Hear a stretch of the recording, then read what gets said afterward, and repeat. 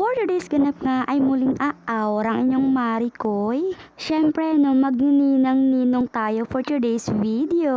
O diba, muling magmamaganda ang inyong Marikoy. Syempre, isasama natin dyan si Cap Dandy. O diba, busy-busy yarn. Aba syempre, pinaghandaan namin to no. Bago lahat ng mga damit namin for today's video.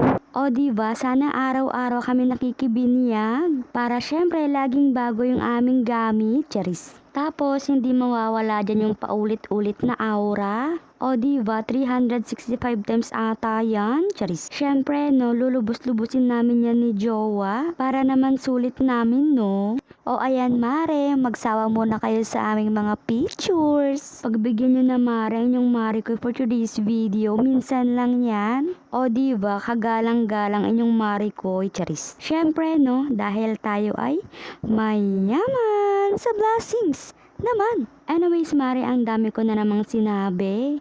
Syempre, epekto yan ng pagiging ninang ko for today's video. Minsan lang to, no? Pagkatapos neto, alam nyo na yung susunod na mga videos ko, mare. Back to normal, back to uniform tayo sa aming munting bahay. Syempre, no, papanindigan natin yung nakabukod serye. O, pak, sino ka dyan? O, diba, nanlalabarn? Hay, naku, mare, last na to talaga. Pagbigyan nyo na ako.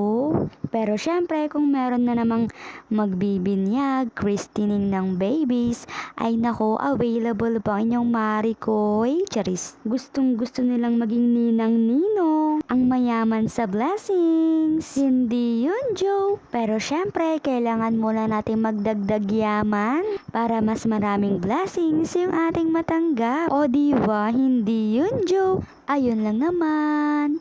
Thank you sa ulitin. Abangan mo mare. Muling magbabalik ang ulam serye.